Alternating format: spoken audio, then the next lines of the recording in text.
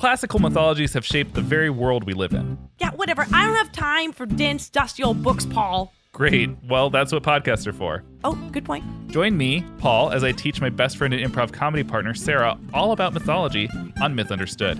Mythology is frequently explicit, obscene, violent, and bizarre, though, right? Yeah. So there's a lot to joke about and improvise along the way? Yes. Oh. So come for the mythology and stay for the absurdity on Myth Understood. Available now at mythunderstoodpodcast.com and your podcast platform of choice. It's Myth Understood. It's the greatest mystery in literary history. A divisive question with highly contested answers. Who was the writer behind the pen name William Shakespeare? Welcome to Don't Quill the Messenger.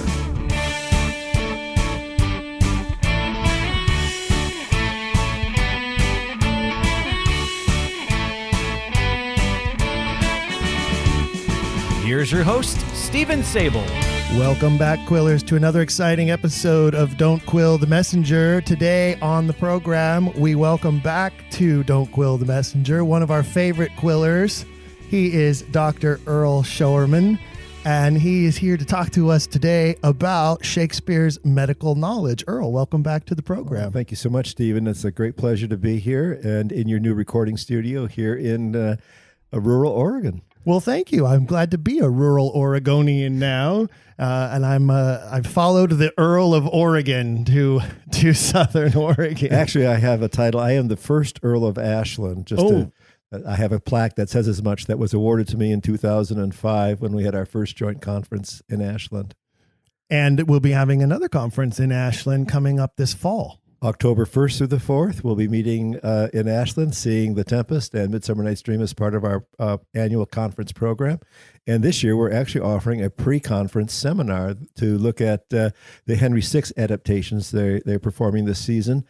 Bring Down the House, an all-female cast adaptation of the Henry VI plays. Well, and I know that you've been on the program before talking about the Greeks, and that's one of your great specialties. And so we'll have you back up for another episode to talk about A Midsummer Night's Dream, since that's one of the plays that will be featured at the Oregon Shakespeare Festival 2020.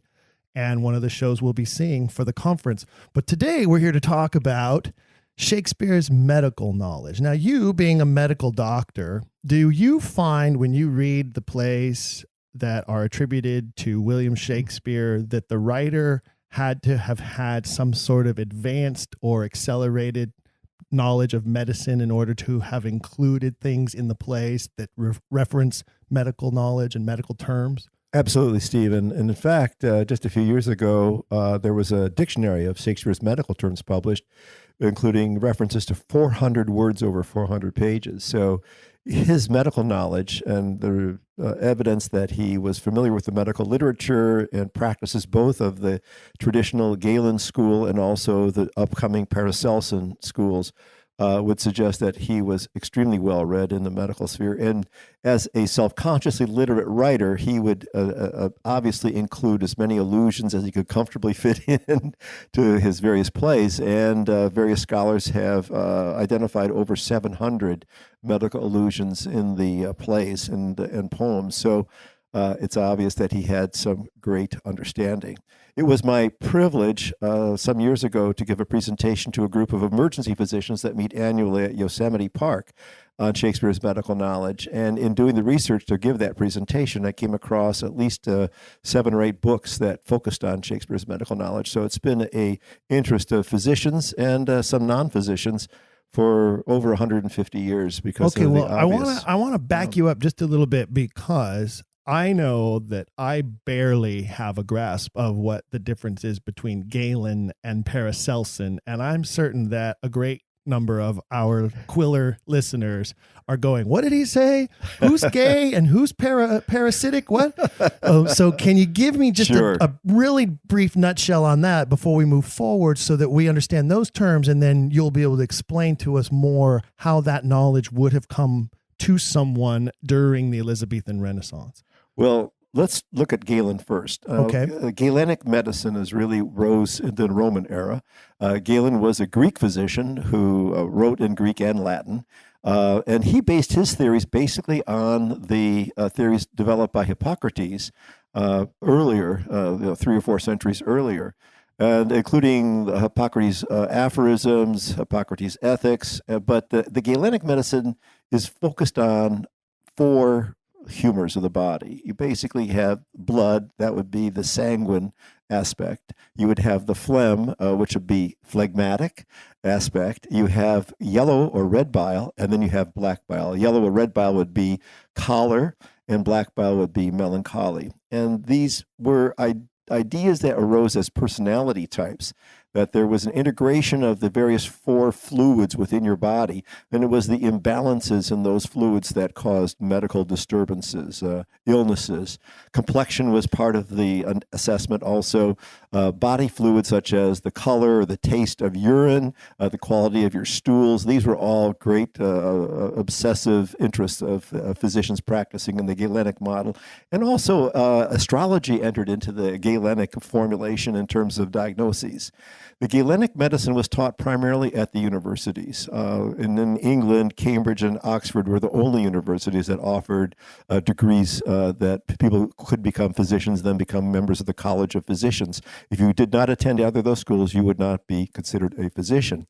Now, the Paracelsian revolution occurred in the 15th and early 16th century, primarily because of the teachings and the writings of Paracelsus, who was a Swiss physician, traveled around, had quite a reputation, but his theories were based on almost a homeopathic model, that within nature there were healing substances and essences that could be extracted from various plant and stones and other substances from the earth that would provide healing. And it was a spiritual practice in some regards. It was related to Hermeticism and the Gnosticism that were coming out of Italy at the same time. So the Paracelsian revolution was just coming into England, and one of the most the person who most promoted Paracelsian medicine in England was a man named John Hester, who had a big apothecary shop right down on the Thames River.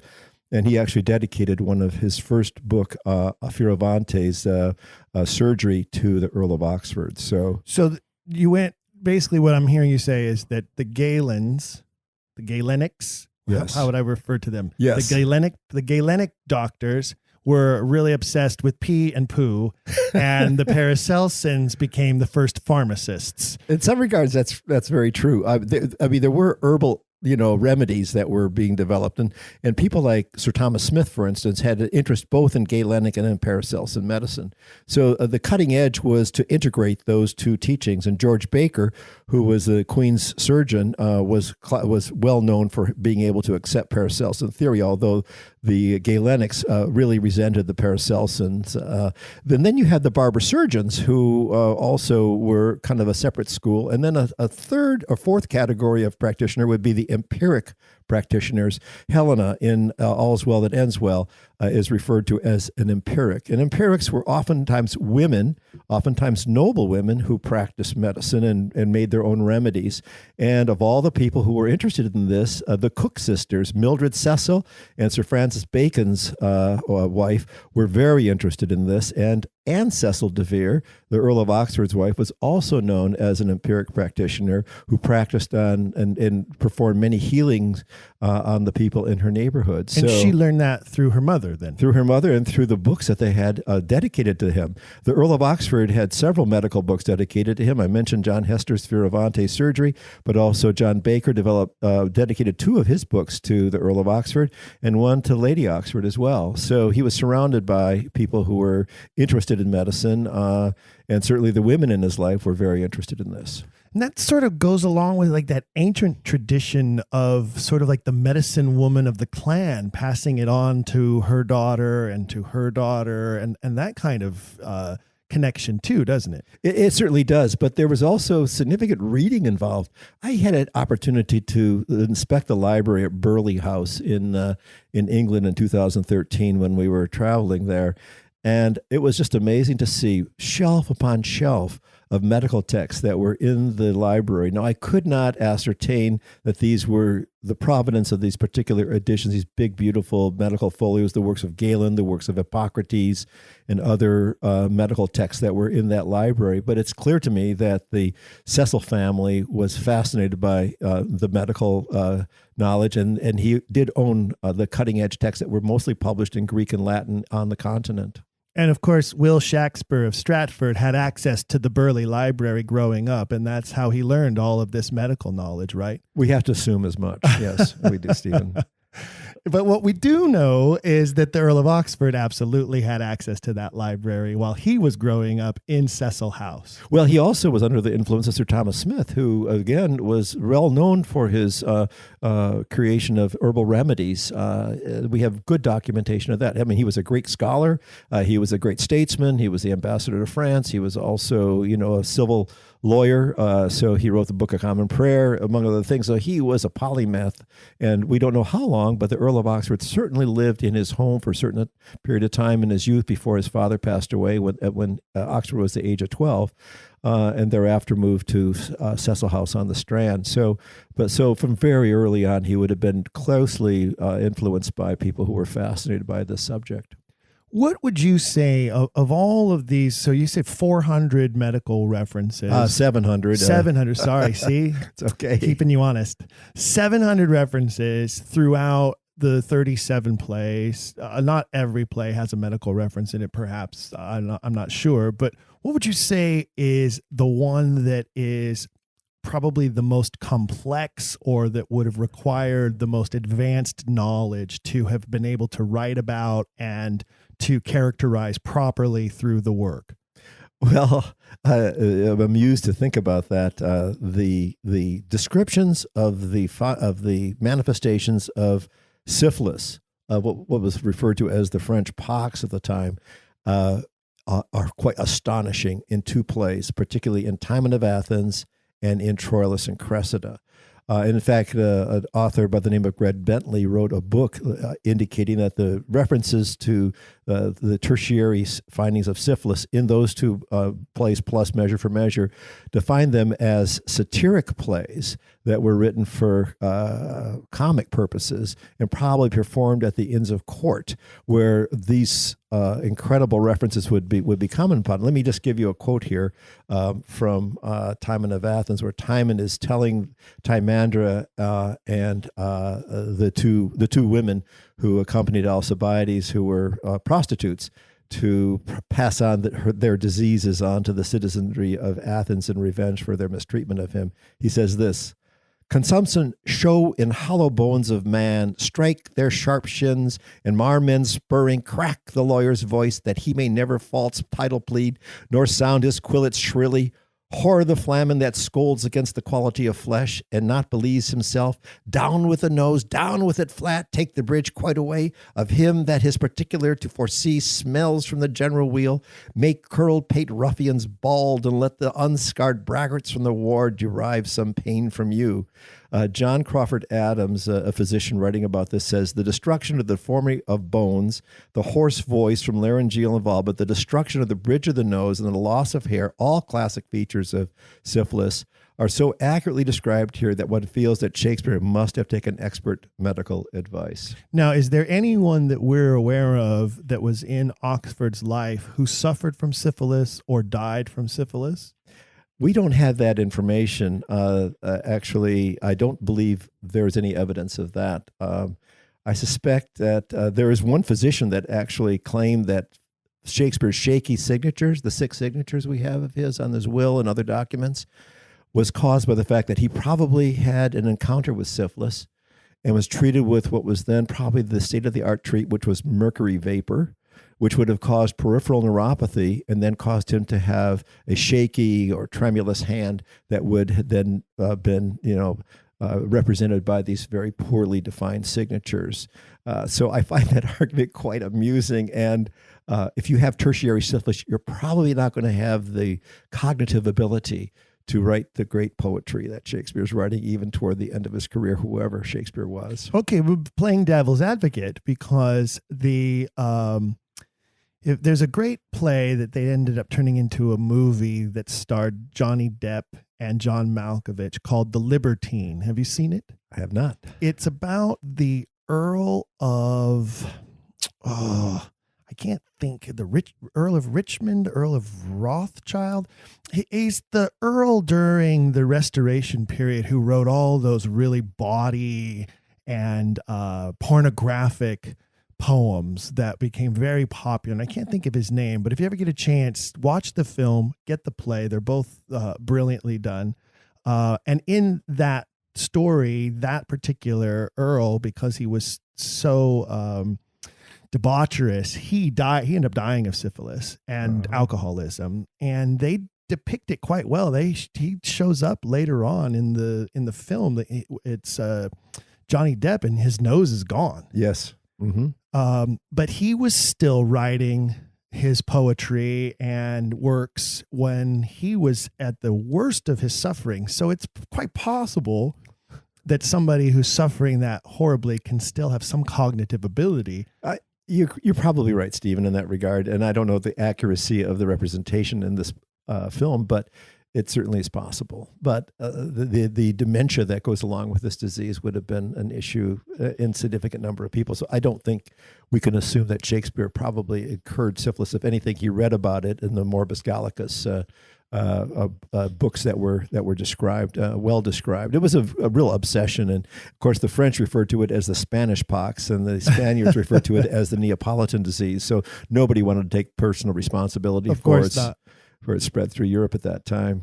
So syphilis is depicted multiple times, but we don't have any evidence that there was somebody in Oxford's life who suffered from it. But it's probably not too far-fetched to say that there must have been some members of the nobility, some courtiers who had brushes with this disease at some point in their lives. Yes, and in fact, about 2/3 of the people who have encounters with syphilis recover completely. So there is a primary, a secondary, and a tertiary form of the disease. The tertiary form of the disease is the one that's usually described here with the fallen nose and the sharp shins and the arthritic knees from falls from the peripheral neuropathy that develops in these patients. But mostly people, 2/3 of the cases would have actually spontaneously healed. So it wasn't always fatal. It wasn't always disfiguring. It's even possible that the Virgin Queen may have had a brush with it at a time or two. Well, she did have some French courtiers that were very interesting to her, and we'll have to talk about that when we get around to Midsummer Night's Dream later this year. But there's a very amusing passage between Bottom and Peter Quince in which they describe the French crown, and the French crown would also refer to the eruption that occurred along the scalp right at the hairline that was associated with secondary syphilis. So there's quite and of course there was a seditious pamphlet that was published that accused the Duke of Alençon of having syphilis, but we don't have any evidence that he in fact had that disease. He did have smallpox, and Shakespeare, of course, describes many other infectious diseases, including plague and smallpox and other diseases in this. So his references to infectious disease is not restricted to just syphilis. What else would you say that he refers to as a medical condition in the canon that you would argue required some sort of advanced learning or exceptional knowledge of medicine? Well, let me give you two examples. One would be from Pericles, and that would be Lord Cerymon's resuscitation of Queen Thaisa after she washes up on the shore following what must have been a tsunami described in the play. Shakespeare actually was such a great naturalist. He describes what ultimately was a tsunami following an earthquake. But in describing the ethics and the means by which he achieves his notoriety as a great healer, Cerymon says this: "I hold it ever virtue and cunning are endowments greater than nobleness and riches. Careless airs may the two latter darken and expend, but immortality attends the former, making the man a god. 'Tis known, I ever have studied physic, through which secret art, by turning o'er authorities, I have together with my practice made familiar to me, and to my aid the blessed infusions that dwell in vegetatives, in metals, and stones, and can speak of the disturbances that nature works, and of her cures, which doth give me a more content in course of true delight, than to be thirsty after tottering honor, or tie my pleasure up in silken bags to please the fool and death. Now that's about as clear an expression of medical ethics as you will ever have, that I've learned through my practice, through my readings, through my knowledge of these various elements, and created a practice that gives me more satisfaction than any financial gain I may gain from that. Aubrey Cale called this is Shakespeare's greatest tribute to the medical profession, and David Henniger, writing in Medicine and Shakespeare in the English Renaissance, says there is no other speech like his devoted to medical art in the whole range of Elizabethan, Jacobean, or Caroline drama. Seriman exemplifies the Hippocratic ideal in medicine. So that speech alone gives you a huge view of the beneficence that Shakespeare gives to his physicians, which is unique. Several scholars have looked creatively at how physicians are represented in Marlowe and Kidd's plays, in the plays of Nash and other writers of that era, and they're all treated satirically. You can imagine if their model is the Galenic model, that doesn't really fit with our current concepts of what represents good diagnostic and therapeutic management. It's based on an arcane and unsupportable methodology. So they're easy to mock. And I think Shakespeare, of course, mocks several physicians. Dr. Keyes in the Merry Wives of Windsor and Dr. Pinch in Comedy of Errors are treated satirically, but you look at Seriman, you look at Helena, you look at the physician in Cymbeline, also the unnamed physicians in both Macbeth and King Lear. They're all given great honor because of their effectiveness in managing the crises that they confront.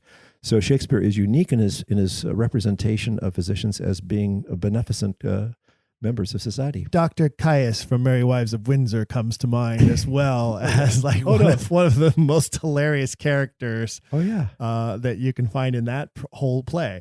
He's actually named after Dr. Keyes, who is the founder of Keyes College, Cambridge.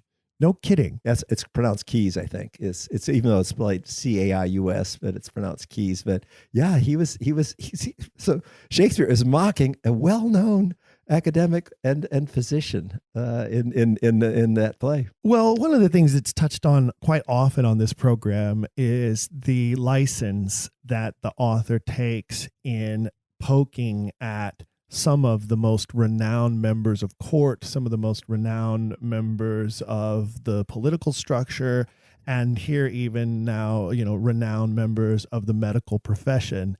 And it always strikes me as one of the things that Stratfordians just cannot get around is how did this country bumpkin get away with this type of behavior that would have resulted in the loss of a head to anyone of his lesser stature?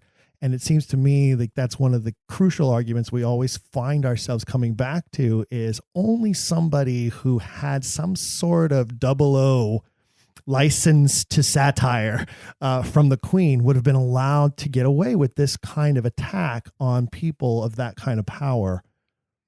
I don't know how you feel. Oh, about absolutely. That. I mean, I think for me, besides Lord Burleigh and Polonius or Corombus in the Hamlet plays, it is the parody of the Duke of Alençon in the character of Bottom that does the most, in my mind, to throw mocking satire toward the Queen and her French lover. But that's a time for a different conversation. But the implication being that he may have had the French crown, the French pox, as was suggested in the Gaping Gulf pamphlet that I mentioned to you earlier, which John Stubbs published, and then both John Stubbs and his publisher both had their right hands cut off as a result of that pamphlet. So yes, certainly that was true in a variety of ways, and we can talk more about that. But I think in general, the medical material that he presents is based on a willingness and an interest in representing the great depth of his knowledge and the breadth of his medical knowledge. For instance, forensics. Take forensics for one thing. There's a description of the Duke of Gloucester who was strangled in the Henry VI Part 2 play. And there's a description of that the Warwick gives that's quite amazing. Listen to this. I mean, this could be a CSI description. I was going to go there when you mentioned forensics. I'm like, okay, here we go. It's Shakespeare CSI. Right. Here it is. Here's just Poirot describing what's going on here. Okay. His face is black and full of blood, his eyeballs further out than we lived, staring full ghastly like a strangled man, his hair upreared, his nostrils stretched with struggling, his hands abroad displayed as one that grasped and tugged for life and was by strength subdued. Look on the sheets of his hair, you see it sticking, his well-proportioned beard made rough and rugged, like in the summer's corn by tempest lodged. It cannot be, but he was murdered here. I mean, that's fantastic. And one other passage that just always astonished me is in Henry IV, Part 2, Falstaff's speech on the effect of cherry sack on the body and on the mind of man. It is a Galenic treatise on the effects of alcohol. It's just amazing. Now, the other thing that is interesting in Shakespeare's corpus is the fact that he represents so much neurologic disease. A physician in the Los Angeles area, Lance Fogan, has written several award-winning essays that were published in medical journals on this question of Shakespeare's knowledge of neurology. And Jean-Marie Charcot, one of the great French physicians from the 19th century, and Sigmund Freud's teacher, said, if you want to know neurology, read Shakespeare. He shows epilepsy, a seizure disorder, in both Caesar and in Othello. His representation of psychophysiologic phenomenon is quite remarkable. Paralysis from fear, from anxiety, sudden cardiac death. He has 10 people are described or die on stage from sudden cardiac arrest. He has almost 20 episodes of fainting. He has hyperventilation described, anxiety and paralysis, and these sorts of neurologic conditions that are really well described in the canon.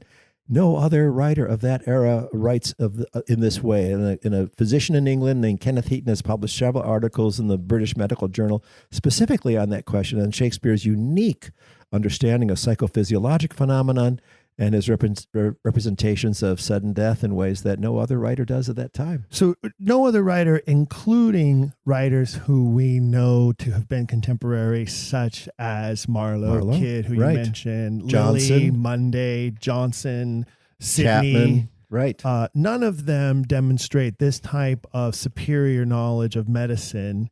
Why not? Why weren't any of those writers inclined to touch on medicine in this way? Well, I think that the general attitude toward physicians was somewhat problematic. If you were not well educated or connected, as the Earl of Oxford was, obviously, to people who were at the highest order of both the Paracelsian and Galenic, practitioners, and his associations within his family and the medical books that were dedicated to him. So I think he was fascinated, and he had a high degree of respect for what they could achieve. So I do believe that he was impressed by perhaps his mother-in-law or his own wife's capabilities. He certainly gives Helena quite a bit of power. She is a perfect archetype of Paracelsian treatment. She has she calls it a sanctified remedy for the king for his fistula.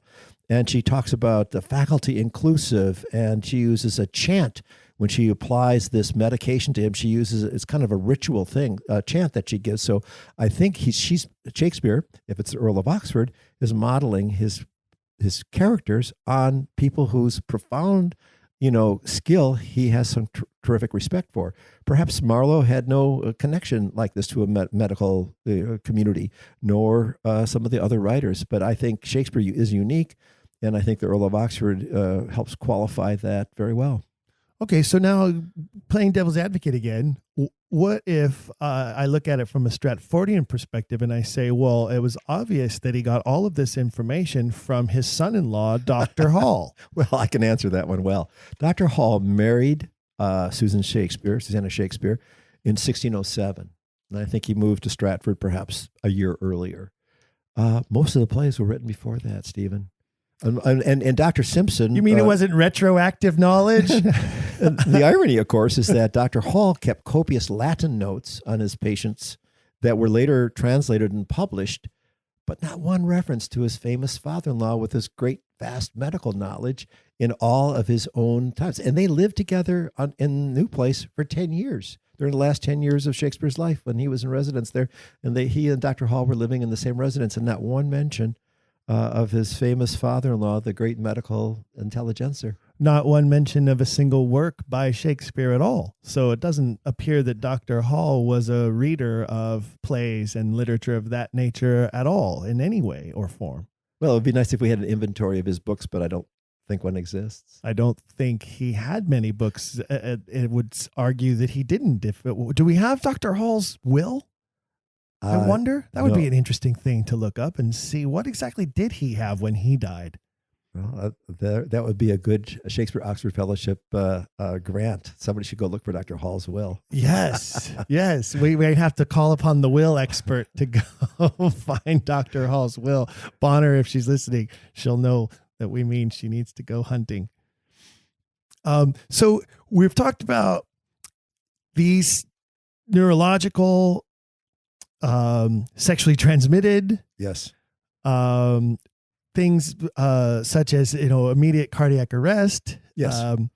How about mental illness? Well, it's the first physician actually to write a systematic review of Shakespeare's medical knowledge is a man named John Charles Bucknell, who in 1860 published his book on Shakespeare's medical knowledge, and he dedicated it, of all people, to Lord Campbell, the Lord Chancellor, who had just the year previously published a book on Shakespeare's legal acquirements. So here we have doctors and lawyers competing to see who actually could claim Shakespeare more for their particular specialty of knowledge. Well, we've had a couple of episodes where we've talked about Shakespeare's legal knowledge. That's right. So what you're saying is here were two rival That's right. authors. He was responding. No, Shakespeare was a lawyer. No, Shakespeare was a doctor. No, Shakespeare was a lawyer. No, Shakespeare was a doctor. Well, there are a number of physicians today that are really interested in the subject. I would mention Dr. Rick Wagaman, who's published quite a few articles on this, and his particular take on the psychology of the Shakespeare authorship question is quite interesting.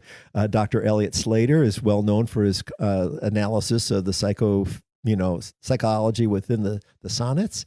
Lance Fogan is another physician who's written, I mentioned earlier, about the neurology diseases. Dr. Frank Davis is a neurosurgeon, gave the first lecture I ever heard on this question and published a very fine article, I think it's in 2002 in the Oxfordian, and Dr. Paul L. Trokey. So we have a number of physicians that have made significant contributions to our understanding of Shakespeare. In fact, Dr. L. Trokey more or less proved the fact that the Earl of Oxford did not die of plague, which was an assumption that he had died of plague in 1604. But if he was living in Hackney at that time, there was no deaths from plague during the time that he was alleged to have died at that time. So we do have doctors that are interested in the subject. But let's get on to the mad folk in Shakespeare. Dr. Bucknell, 7 years later, did publish another book called Mad Folk in Shakespeare and focused on Macbeth, on Hamlet, on Timon of Athens, and on Jaques in As You Like It, and gave detailed descriptions of how accurate Shakespeare's description of these characters are. I would add Leontes for his paranoid schizophrenic type break in his jealous rages against Polixenes and his bipolar, absolutely bipolar. He was definitely out there, and the 16 years of penance he did afterwards to regain the trust of Paulina and regain his wife, and of course Perdita comes back into his life at that time, is believable. That is, that people can recover from that extreme place of mental distress and paranoid ideation. So it was of course the idea of murderous jealousy runs throughout the Shakespeare canon. If you think about it, I mean, Hermione and Leontes is only one example. You have Othello, of course, and Desdemona. You have Hero and Claudio. You have Imogen and Posthumus, Helena and Bertram. All these virtuous women who disappear and are thought to have died somehow come back and get their men. Yes, and successfully for the most part. Except for Desdemona, of course. Yeah, she doesn't come back. I have a very hard time with Act 2 of Othello. So. Othello is one of those plays that it's been characterized to me as the fastest 3 hours on stage. It has been described as the most eloquent of the poetic plays. And it surely is one of the most popularly known stories. But I have found in my career that when you produce that play, people don't really want to come see it. It disturbs people to a degree that keeps them away from buying tickets. It is a hard play, and Titus Andronicus, one of your other favorite plays, of course, is another hard play for me personally. However, you can get a sense of redemption at the end of these tragedies. I remember seeing several versions of Macbeth over the years, that the sense of elevation that you get, despite the fact that the narrative leads to the tragic deaths of so many innocent people, that you can feel relief and elevation at the end. Finally, the evil has been brought down, but Othello is a different kind of story. I would argue that Titus belongs in that mental illness category. Yes, he does. Goes through some really crazy moments based on the intensity of his grief. Absolutely, Stephen, and I will take that as a challenge for me to work on Titus. I've been challenging you to work on Titus for at least 1.5 years, maybe 2 years now, and you keep evading and avoiding. So I'm going to pin you down to this one day, sir. I promise you. You live close enough. I won't escape. You will not escape. And I can tell you, once you really dive into that play, you will come to love it in ways that I can't explain to you until you do that, until you really dig into it. And I think you'll understand, especially because of how much you love the Greeks and how many references there are. Oh, yes, there are. The allusions in that play are so too numerous to mention. Yes. And I think that you'll really, really get past the violence and you'll really love the play. Okay. I'm all about the blood. But another one we didn't talk about is Lear. And it has been said, and I've read in places, and I'd have to say that I agree to some degree, having encountered this in my own life with loved ones, that Lear is the first Alzheimer's patient in literature. What do you feel about that description? I've seen it performed as such on the Oregon Shakespeare Festival stage, and it's very credible. That's a very credible interpretation in my view. And I think that seeing an old man kind of in its dotage beginning to really lose it, and then the way he overreacts to the situations that are presented to him, particularly, Cordelia's refusal to give him the words of love that he wants at the very beginning, and then so on through the play, that he behaves very much like a person in a phase of dementia. King John, another king who shows evidence of mental deterioration. And then one other character that I think arguably does show signs of dementia also is Shylock, who's repetitive. I'll have my bond. He obsesses over the word bond, and his behavior during the trial particularly reflects a man who's kind of losing it. And I have actually written an article suggesting that the model for Timon is a man who lived, he's a Portuguese Marano who's living in Venice, and had a family history very much like that of Shylock and Jessica, but who was demented at the end of his life when he was tried by the Venetian Inquisition. And his language, and the few quotes we have from Gaspar Ribeiro, sound very much like Shylock. So if the Earl of Oxford, while living in Venice, going to the same church where Ribeiro was actually an officer in that church, the Santa Maria Formosa, he was a converted Christian, but still practicing as a Jew secretly, that he would have personally been in contact with a man that is arguably the model for Shylock, and he gave him a language that suggests an under extreme duress, he would revert to language patterns that suggest a severe mental deterioration. And when you've lived through that with someone, and maybe some of our listeners have or are currently dealing with aging loved ones who are going through these types of scenarios, one of the things that I've noticed that you find is not only that, like you say, that repetitive, telling the same story over and over again, obsessing about the same detail or the same facts, oftentimes from their earlier history in life. But also there's a sharpness to their temper and a quick to anger aspect when they start to, which I believe is based in fear, is when they realize that something's not quite clicking correctly, or that they're not remembering what they want to remember or able to function in the way that they want to function. And out of that fear, they become quickly angered. And I think that that's the part of Lear that is the most indicative of someone who is suffering from that type of dementia, in that, like you mentioned, he has those overreactions. And I think I long to play that role someday. I have lots of time. But I long to play that role someday, because I think that the key to that role is a man who is desperately afraid of losing his connection to the world. And I think that that's what makes it so real and so true. And I wonder if there was somebody in Oxford's life who he watched age in that way. Oh, gosh, this would be hard to know for sure who he was close to, but he was certainly close to the Earl of Sussex and to William Cecil at different times in his life, both of whom died in the late 1580s, 1590s.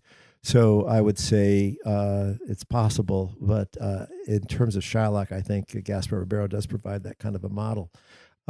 People did not live to their 70s and 80s and 90s very often at that time.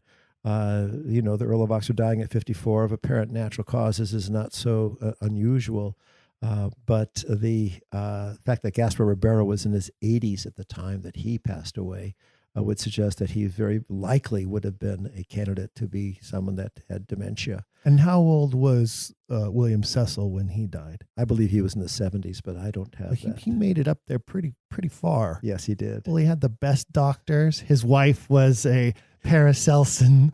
His daughter was a Paracelsian. He was surrounded by people who knew medicine to help keep him alive. Yeah, on the other hand, his son-in-law was a real miscreant, and he was having a hard time controlling because he was writing plays behind his back. Right. That would have caused much a lot of stress. Yes. Do you think that do you think the Earl of Oxford had any affinity for William Cecil at all? Or was it a pure animosity and hatred-based relationship? I think he had ambivalent feelings toward him.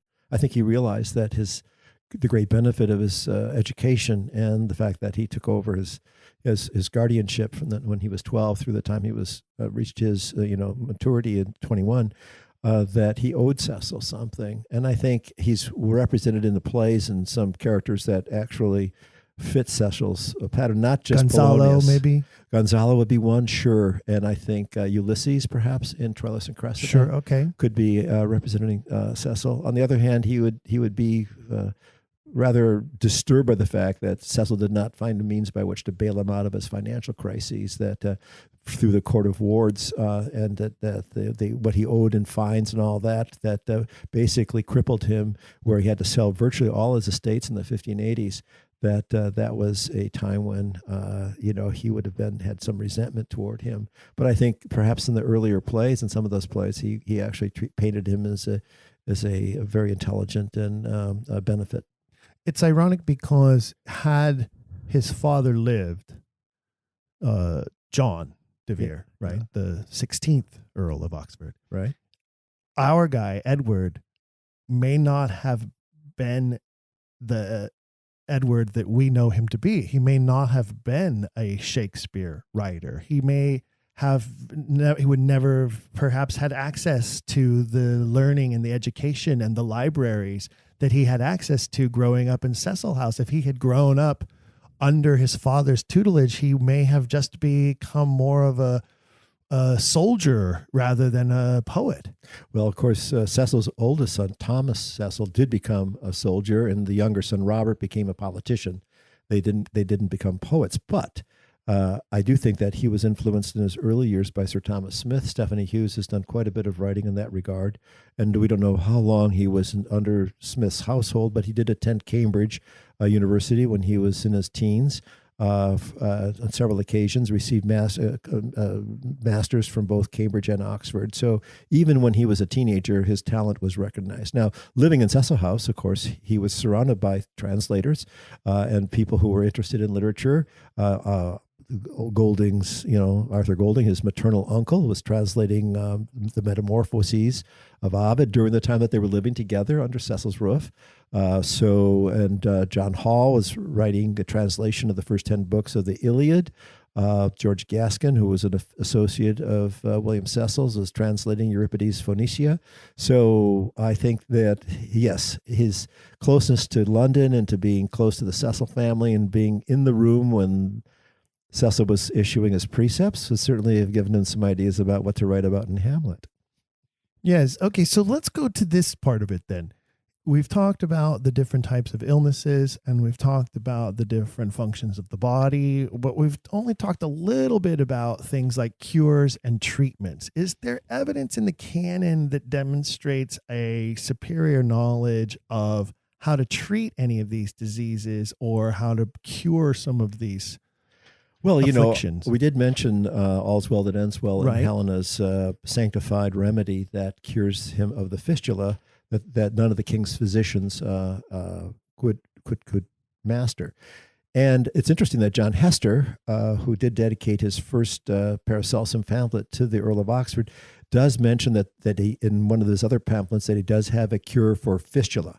So I think these things were in print during that time, and Shakespeare incorporated those ideas into his management. Now, Cerimon calls on both Apollo and Asclepius during the resuscitation scene of Queen Thaisa. He says, Apollo, guide me, and Asclepius, help us, at the end of this discourse of during the resuscitation of the queen. So I think there's a lot of magic involved in that particular scene, and Francis Yates and other authors have suggested that this represents some knowledge of the corpus hermeticum, the scenes described by the Hermes Trismegistus in that passage from the corpus that describes how the Egyptian priests would invoke these statues, bring them back to life using sacred music and other rituals so that they could prophesy about the future. So that was described in here. And then, of course, Cerimon does refer to the fact that he heard of an Egyptian who had 9 hours lay dead and been successfully resuscitated. So when he refers to the Egyptian, he's actually referring to Hermes Trismegistus, whose works, the Corpus Hermeticum, was probably assembled in the 2nd or 3rd century, ended up in Florence and translated into Latin by Ficino in the 15th century, and it had a very powerful impact on the Neoplatonist philosophers and even the church fathers, because when you go to the Duomo in Siena, you walk in, there's a beautiful mosaic right at the entrance of it showing Moses with his book and Hermes with his book. So the two of them are considered equally important in terms of the healing traditions and the spiritual traditions. So the idea that medical practitioners had a sacred duty, that were endowed with certain gifts, comes through in the physicians, particularly Helena and Cerimon, that Shakespeare. So there's a magical quality to that. I don't think there's any other content that describes specifically healing measures that are used, for instance, for surgical wounds that are incurred in battle or anything else like that. That would be revelatory. But again, with 700 medical allusions, there's probably quite a bit in there that I haven't even thought about.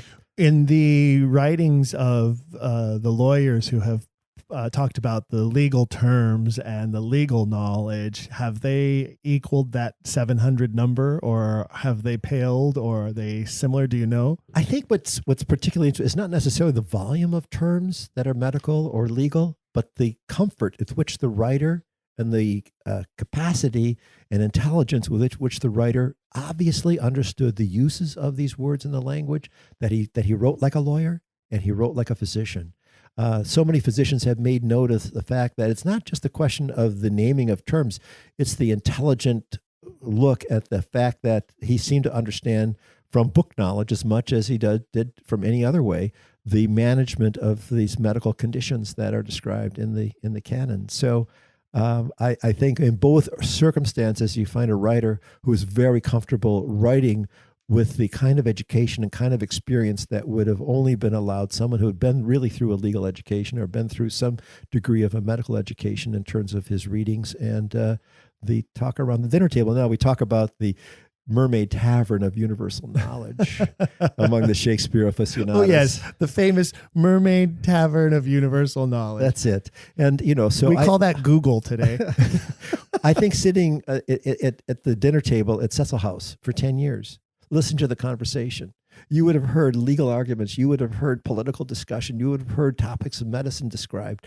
I think that was a place, that was the university he attended. That was and you know, the one of the former directors of the Folger Shakespeare Library referred to Cecil's charges, the wards that grew up under him, including Henry Risley, the third Earl of Southampton, and the Earl of Oxford, were trained at his academy, that they were taught all sorts of things, you know, French, rhetoric, dancing, music, even Greek. They were reading the Greek Bible as part of that educational experience. So it was an intense place to be. And I think you're absolutely right, Stephen, that had Oxford's father not died, and had he not spent that decade at Cecil House, that we might not have the literature that we have today. Well, one of the reasons why I point that out is because I think it's important as Oxfordians that we express accurately and as clearly as we can that it's not that we don't believe that genius can come from anywhere, or that inherent natural talent isn't a part of this combination that created these masterful works. Right. But I think that what needs to be clear is that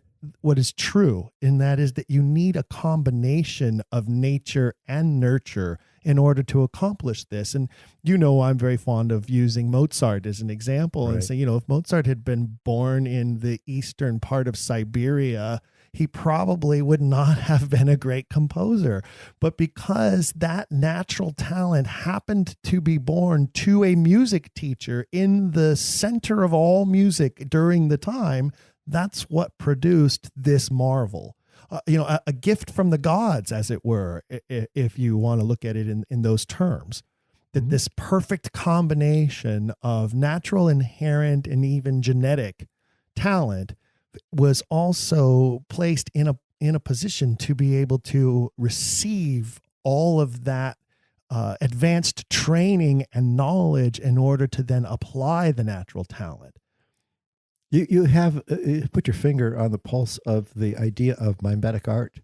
And that was the inspired principle that was behind so much of what came forward in the Renaissance and the reinvention of the classics. To retell what was told in the past in a new way was the highest art. So Mozart obviously was highly influenced by the music around him, what he heard and what he saw in terms of the scores. But I think Shakespeare is also responding in that way that it makes it incredibly self-consciously literate works, that they're laden with all these enriched metaphors and ideas and references that suggest the author was incredibly wide-read. One of the things in the medical world that I can refer to here is Holofernes refers to the third ventricle of memory fed by the pia mater. Now, how many people know that there are ventricles in the brain, or that the pia mater is the thin layer that lines those ventricles? Well, the ventricle of memory, the third ventricle of memory, is referred to in Thomas Vickery's Anatomy. So somehow Shakespeare came across that image in an anatomy book somewhere and put it into. Now we know that Vickery's book was in the Cecil Library, so we can kind of pull some of that together. But in terms of the medical knowledge that he shows, it's quite remarkable in every regard. And I tell you, the physicians who have praised this are lining up. And I don't think there's any question that the author was very, very familiar with the medical arts as they were currently understood at the highest order. And that just requires, no matter what the initial genius is, no matter what the natural talent is, it requires exposure. And it's just impossible that this guy from Stratford could have been exposed to this kind of knowledge, these books, this kind of learning. It's just flat impossible. Well, I'll give myself as an example. I mean, my career was in emergency medicine, and I moved to Southern Oregon in the mid-'70s and started attending plays at the Shakespeare Festival. Several people I worked with encouraged me to volunteer. I was a volunteer usher there for a number of years. And so I got to see production after production. I got hooked. The plays themselves were the things that lit me up. And then I started reading the plays. And then in the mid-'80s, I came across Charlton Ogburn's The Mysterious William Shakespeare, which made it even more interesting. And so I began reading And so through the 90s, as I was approaching retirement, I began reading more and more about the authors in question. And then when I retired 15 years ago, I dove right into studying Shakespeare. And so it depends on when in your life you feel the inspiration to go for something like this. I mean, I think it's possible still to be original. And one of the areas that I discovered, of course, besides the medical intelligence in the canon, is his use of Greeks. And of course, the Greeks had great physicians. Hippocrates and Asclepius are both referenced several times in the canon. And so I think that they all taught it together. The career I had was in emergency medicine, which is similar to the theater career. We work in a pit. We have improvisational and scripted elements. Our aphorisms work just like yours. The show must go on, break a leg, whatever you want to call it.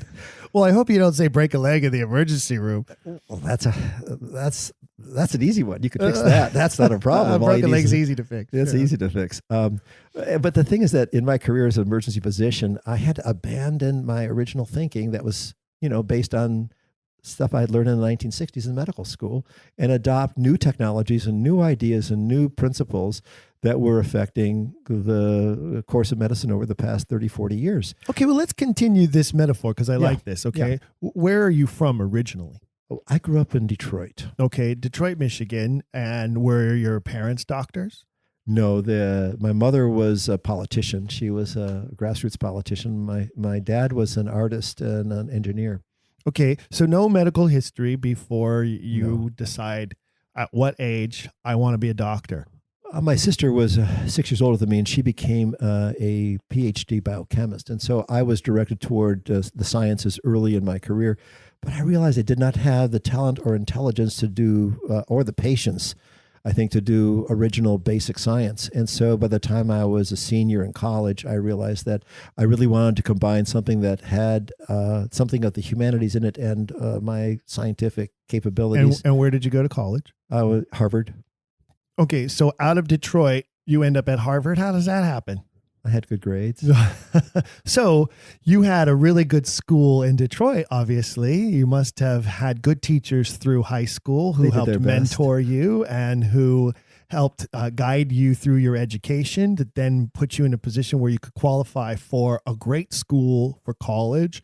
And then where did you go to medical school? University of Michigan. Went back home. Mm-hmm. And so my point is a kid from Detroit doesn't just suddenly know everything about medicine and become an ER doctor. It requires all these other people in your life who helped guide you to that place and helped train you, educate you, and expose you to the knowledge you needed in order to then have a successful career as an emergency room physician. Yes. And the 150,000 patients that I took care of during my career taught me everything I knew. They were the amazing teachers, the patients themselves. I mean, you go in basic knowledge, but you're using an evidence-based model as opposed to an eminence-based model. That you don't make your judgments based on what you learned 30 years ago. You make your judgments based on what you're hearing today and what you've learned from the literature you've been reading this week. Seems to me that our author understood that. Yes, he because I think that one of the best ways to date the works is through the skill level that is represented, as well as the thoughts and ideas and the level of education and the more complex terms that start to occur. I think that's the best way to date the plays. And I think that you see that very clearly from one play to the next, to the next, to the next. And thus, Hamlet being this sort of capstone creation, especially in its current form, where we have, because, not the Q1, not even the Q2, but the folio version, which I believe was meant to be the version for posterity. And I would argue that it wasn't perfected until close to the time of his death, that he knew that was sort of going to be his opus, as it were. And I think that when you put that all together and you lay that over a life, you just can't lay that over a life of a guy who spent most of his time dealing in grain and evading taxes and trying to buy the next piece of property. It just doesn't fit for me. I think for most of us, it doesn't fit, Stephen. Well, just like it wouldn't fit for me if you said, yeah, I was born in Detroit and I became a doctor at 16, just by osmosis, just by hanging out at the emergency room for 4 years? Well, when I retired, I did take classes in Shakespeare from a variety of different teachers at Southern Oregon University and even at Roe Community College. And then after a couple of years, I realized that I was in a position where I could become what you might term an autodidact, where something would inspire me and I would go into the library and spend 6 months and come up with a paper. And besides Shakespeare's medical knowledge, as you mentioned earlier, my primary interest is in Shakespeare's use of Greek dramatic sources. And to me, that was an unexplored area of scholarship. So I would spend months and months enjoying the excursion into several hundred years of commentaries on Shakespeare to discover whether others had actually seen the evidence that there's influence of Greeks in this model. So, yeah, to know what is in the plays themselves is just a phenomenal thing, and that the education level of the person who wrote those plays must have far exceeded what would have been available at the Stratford Grammar School. We don't have any books in his personal will, and scholars said, well, there must have been an inventory. But there's no evidence that there was ever an inventory, and those books would have been very valuable items and would certainly have been specified in the will, like the other household goods that are mentioned in it. And so this creates a great chasm, the vertiginous distance that Sam Schoenbaum refers to between the beauty of the canon itself and the prosaic and indifference of the life. Absolutely. And now, of course, you are creating Oxfordians, one SOU professor at a time over there at Southern Oregon University. In the lifelong learning program. I think those that are still tenured within the program, they're a challenge. But those people who are free from some of the attachment to their school, their old school, are more open to this opportunity to discuss this. And I've achieved some recognition and success in relating to my other Shakespeare teachers that teach at the Lifelong Learning Program. And I think they appreciate my perspective on this. And I think we just have to continue to having conversations and continue our own exploration of these areas. And we may find more smoking guns like Roger Strittmatter's Geneva Bible. There may be more material out there yet for us to find. And with regard to your colleagues in the medical profession, obviously the number of years that you spent as a doctor, you must know more physicians than probably any other type of person that you know. Maybe you know more Oxfordians than you do physicians now. But how have they responded when you have engaged in this topic or in this conversation, especially with regards to Shakespeare's medical knowledge? I think they're quite open to it, actually. I think they, unlike the Shakespeare professors, are not invested in protecting their reputations, and they're more open to this kind of discourse. So among my personal colleagues that I have shared this information with, I think there's a continued interest and fascination with it.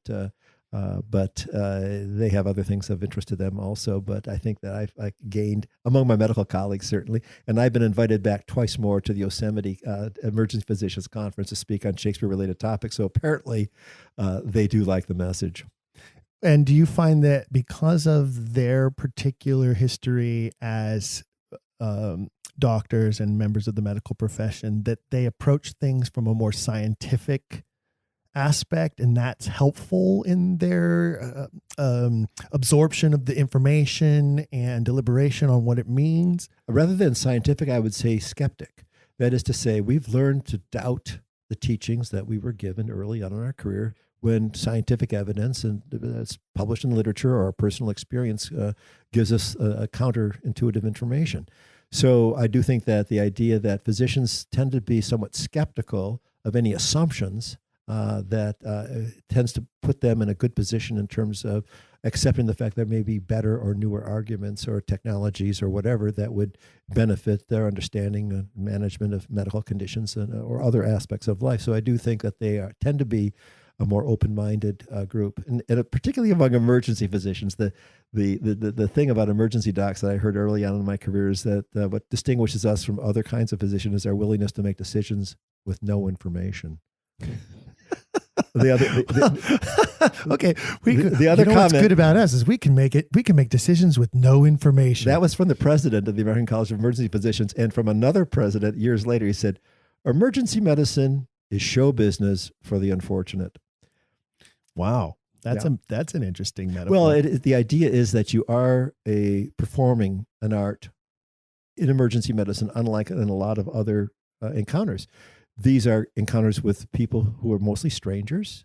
You have to convince them of a narrative that you assemble from what you've heard and what your diagnostic testing may show, and provide a treatment and follow-up that's appropriate to their needs.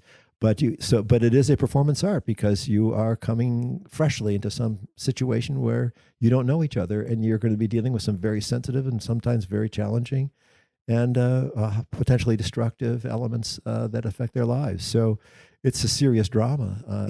Sometimes there's comic elements to it too, but mostly it's a serious. Well, I've job. heard that doctors are the kings of dark humor. I would say maybe No. Morticians, maybe. No, nurses. Nurses are the queens of dark humor. They have it. Okay, that's good to know.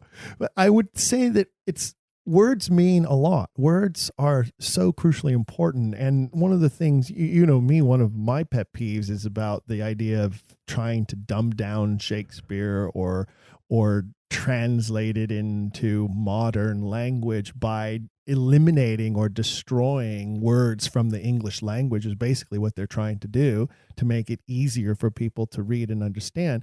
And I'm against that, because the difference between this word and that word can be vast. And I think people find that anybody who knows multiple languages and has ever tried to translate one writing from one language into another understands how one word choice can change the meaning of everything. For instance, the Greeks have like 15 different words for love. We have one.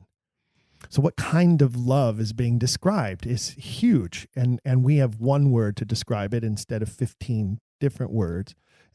So I think what I'm driving at is this might be why doctors and also lawyers are much more open to analyzing the information and making a decision based on that analysis. And that is because in both professions, we describe them as practicing medicine or practicing law, right, whereas literature professors are professing, right? And I'm wondering if that's not right there, the essential key to it all is that those who are practicing are still learning, still open, still continuing to grow as not only individuals, but as also in their profession. Whereas those who are professing believe that they know the answers, they have the answers, and there's not more to learn. And maybe that's part of the issue that we need to draw more attention to as Oxfordians as we continue to share this truth about the Shakespeare authorship question. I like your model of the idea that practice is what defines the particular professions that are perhaps more open-minded about this. I mean, you look at the history of lawyers that have looked at the Shakespeare canon, Lord Campbell being an early example, George Greenwood, of course, the Supreme Court Justices Scalia and Stevens and Sandra Day O'Connor, all of whom have signed the Declaration of Reasonable Doubt. And our own legal pioneers within our own community suggest that it's a fascination with lawyers because of the nature of the language and their approach to knowledge and to making informed judgments. I think that you're quite right in that regard. And physicians as practitioners have to abandon certain modes of thinking that are dysfunctional and no longer supported by current research. So I think you perhaps have put your finger on something very, very critical in this regard. There are professors I do know who can loosen up their thinking, but the Shakespeare professors are at the highest order. They are in the ivory tower at the highest order there, and it's going to be very hard. As Dr. Paul Altroki once said, Earl, it's going to take a lot of funerals. Well, hopefully not our funerals. Hopefully we'll get to see more of this before we die.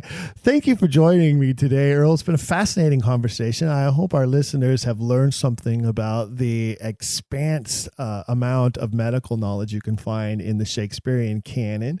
I hope you'll go and you will stream our other episodes. We are now, I think, at 20 or more episodes available to our listeners. Don't forget that Shakespeare Oxford Fellowship is the sponsor of this wonderful program, and you can find all you need to know about the Shakespeare authorship question and the Earl of Oxford and Oxfordian positions at shakespeareoxfordfellowship.org. That's shakespeareoxfordfellowship.org. One of the things you should take away from today's program is reading. you'll notice that most of my guests will tell you about the book that first turned them on to the Oxfordian position and the Shakespeare authorship question. If you haven't gone out and gotten yourself a book on this subject yet, but you still listen to this program, that's your next step. You need to go get yourself a book on this and read about it. And you can find great sources at ShakespeareOxfordFellowship.org for all kinds of different available books on this topic. If not, shoot me an email. I'll send you my favorite reading list, and we'll get you started, because you definitely need to do some reading about this, because if you're listening, you're interested. So don't forget to also rate us and review us. You can do that at Apple iTunes or wherever you are streaming this program from. And if you would, go get your Quiller swag. You can find that at don'tquillthepodcast.com, don'tquillthepodcast.com. Go to our shop, buy some Quiller swag, and represent and be a proud Quiller. Thank you for joining us today on Don't Quill the Messenger. And remember, keep asking questions. If you've enjoyed today's episode, please leave a rating and review in your podcast player. For even more, visit our website, don'tquillthepodcast.com. There you can find official merchandise in our shop, as well as a link to our Patreon. This show is made possible by people like you. We hope you'll consider showing your support by becoming a monthly patron, where you'll receive bonus material and tons of exclusive perks. You can also join in the conversation on our Discord and by following us at Don't Quill the Pod on all social media. All of this can be found at don'tquillthepodcast.com, don'tquillthepodcast.com.